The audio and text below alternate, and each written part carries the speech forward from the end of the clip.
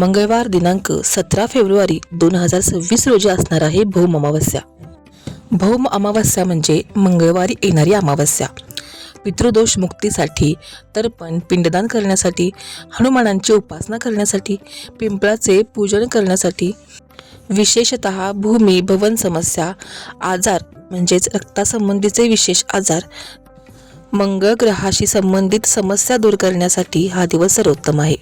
पत्रिकेमध्ये मंगळ ग्रह खराब असेल तर या दिवशी केलेला उपाय मंगळ दोष नाहीसा करतो। तर या अमावस्येला कोणत्या गोष्टी कराव्यात, कोणत्या गोष्टी करू नयेत या संबंधीचा हा संपूर्ण व्हिडिओ असणार आहे, त्यामुळे व्हिडिओ स्किप न करता संपूर्ण बघा।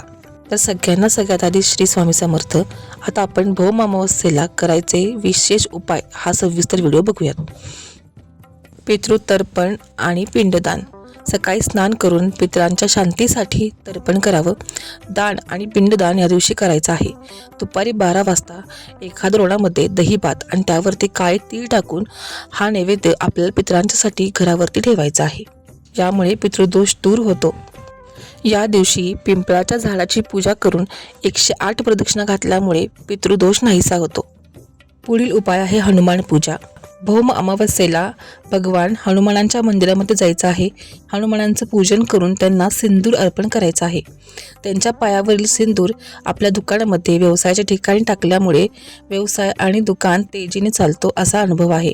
यासोबतच हनुमान चालिसाचं वाचन सुद्धा या दिवशी करायचं आहे। राहू, केतू आणि शनी या ग्रहांचे त्रास असतील तर यामुळे हे कमी होतात। सोबतच भगवान हनुमानांना एखाद्या लाल रंगाचं गोड पदार्थ अर्पण केल्यामुळे मनातील इच्छा पूर्ण होते।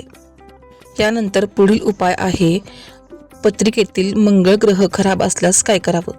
तर यासाठी बघा, मंगळवारच्या या अमावस्येच्या दिवशी गरीब लोकांना, गरजू लोकांना कपडे, गहू, गूळ आणि तांब्याचं भांडं दान करावं।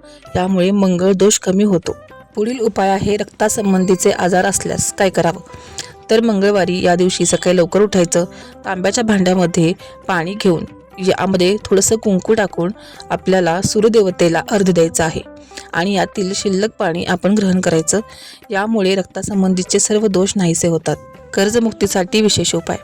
तर या दिवशी भगवान गणपतींचं पूजन करा आणि ऋणहर्ता गणेश स्तोत्राचं वाचन या दिवशी अवश्य करा। यामुळे कर्ज लवकर संपण्यासाठी मदत होते।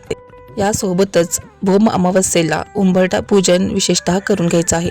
उंबरठ्यावरती हळद, गोमूत्र, गुलाबजल एकत्र करून लिंपण करून घ्यायचं आहे। तुळशीला हळदी कुंकू पाणी अर्पण करून तिथे तुपाचा दिवा आणि एक तुपाचा दिवा सायंकाळी चौकटीच्या बाजूला लावून द्यायचा आहे। यासोबतच दक्षिण दिशेला एखाद्या मातीच्या पंतीमध्ये तेलाचा दिवा पितरांसाठी अर्पण करायचा आहे। तर हे झाले कोणत्या गोष्टी कराव्यात याविषयीची माहिती। आता या दिवशी कोणत्या गोष्टी करू नयेत हे बघूयात। तर सर्वात आधी या दिवशी नखे, केस कापू नयेत। यासोबतच या दिवशी तामसिक अन्न म्हणजे कांदा, लसूण, मांस, मद्य पिणं टाळावं। या दिवशी दाढी करू नये। यासोबतच एक गोष्ट जी अजिबात करायची नाहीये ती म्हणजे अमावस्येच्या दिवशी अन्न आणि पाणी हे टाळायचं आहे। कोणाच्याही घरामध्ये अन्न आणि पाणी खाणं कटाक्षाने टाळायचं आहे। यामुळे आपल्याला दोष लागतात। आपण महिनाभर ज्या काही सेवा, ज्या काही पुण्य केलेलं आहे ते सगळं पुण्य आपण ज्यांच्या घरी अन्न किंवा पाणी पिऊ त्यांना लागतं आणि यासोबतच त्यांच्या घरातील काही दोष असतील तर ते आपल्याला मात्र अवश्य लागतात। त्यामुळे अमावस्येच्या दिवशी परान्न खाणं सगळ्यात महत्त्वाचं टाळायचं आहे।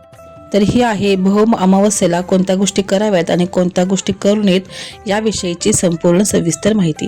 तुम्हाला हा व्हिडिओ कसा वाटला मला कमेंटमध्ये नक्की सांगा। व्हिडिओ आवडला असेल तर एक लाईक, शेअर आणि सबस्क्राईब करायला विसरायचं नाहीये। भेटूयात नवीन व्हिडिओ सोबत। तोपर्यंत नमस्कार। श्री स्वामी समर्थ।